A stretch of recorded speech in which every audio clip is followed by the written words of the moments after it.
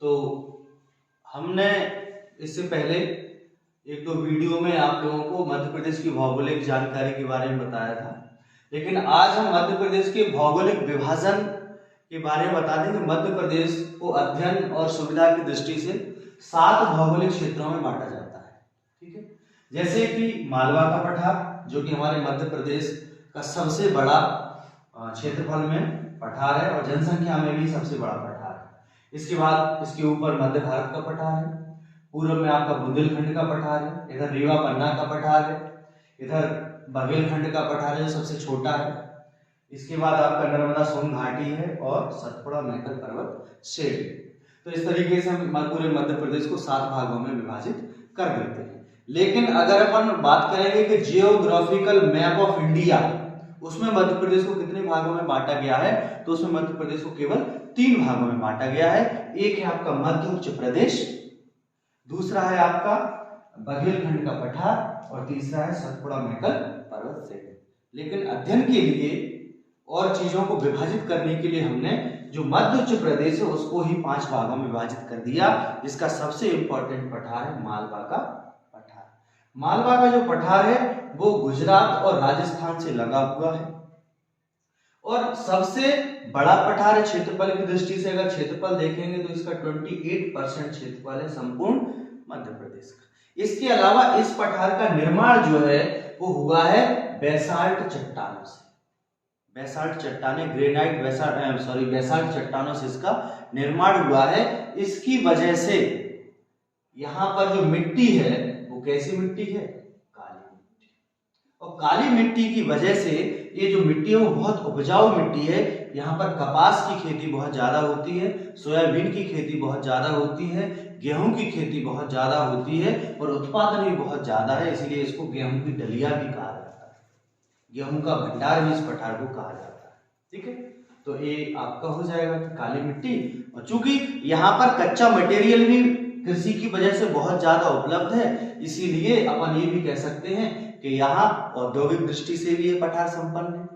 जब उद्योग ज्यादा लगे हुए हैं तो लोग बाग निश्चित रूप से यहाँ पर रहने के लिए भी जाएंगे क्योंकि उनको रोजगार मिलेगा। इसीलिए यहाँ पर जनसंख्या का घनत्व भी बहुत ज्यादा है।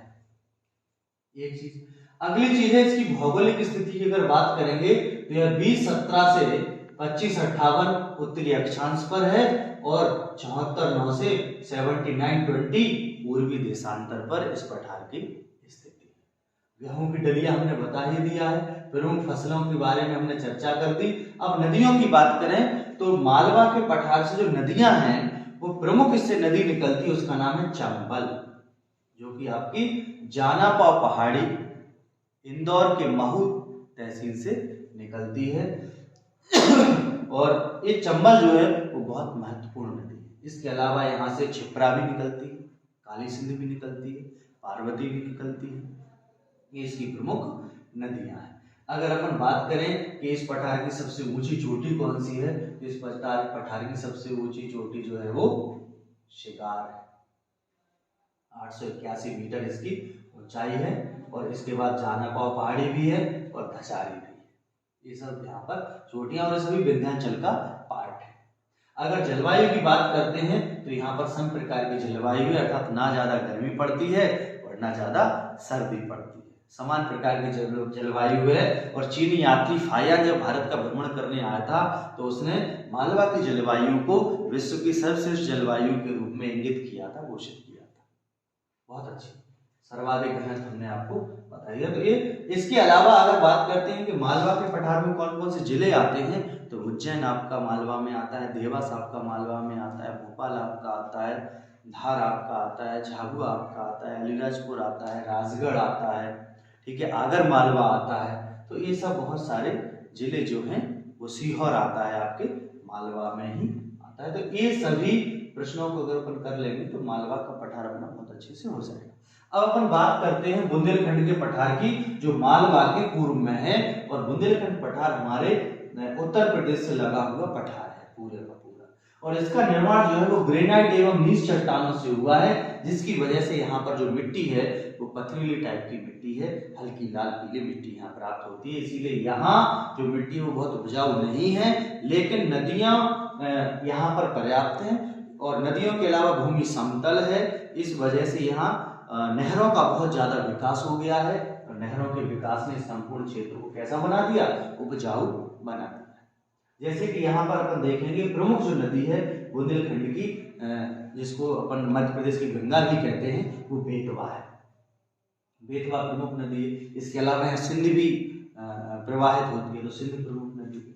अगर अपन इसकी स्थिति की बात करेंगे तो 24-60 से 26-22 उत्तरी अक्षांश और 77-51 से 80 20 पूर्वी देशांतर है। और प्रमुख फसल की बात करेंगे तो गेहूं, चना, मटर, सरसों आदि सिंचाई की वजह से यहाँ उपलब्ध है और अच्छी खासी इनकी उपज भी होती है।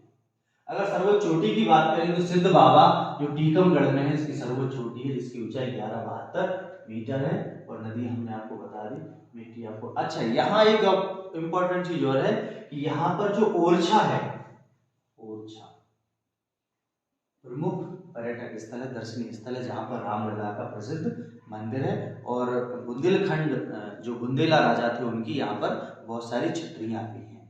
तो और ओरछा का किला भी है, बहुत सारे यहाँ पर किले भी हैं, दर्शनीय स्थल है। इसके अलावा दतिया शहर में पीताम्बरा पीठ, जिसे शक्ति पीठ के नाम से जाना जाता है, जहाँ पर प्रत्येक शनिवार को धूमावती माई का प्रसिद्ध मेला या उनके दर्शन होते हैं, तो उसके लिए भी बुंदेलखंड बहुत ज्यादा प्रसिद्ध है। और इस बुंदेलखंड को विशेष पैकेज देने के लिए केंद्र सरकार ने प्रयास किए हैं और बुंदेलखंड पैकेज की वजह से आज संपूर्ण बुंदेलखंड के जिले, चाहे वो टीकमगढ़ हो, पन्ना हो, छतरपुर हो, दतिया हो, भिंड हो, ग्वालियर का थोड़ा सा क्षेत्र हो, सभी बहुत बेहतर लाभान्वित हो रहे हैं और यहाँ पर बहुत ज्यादा विकास हो रहा है।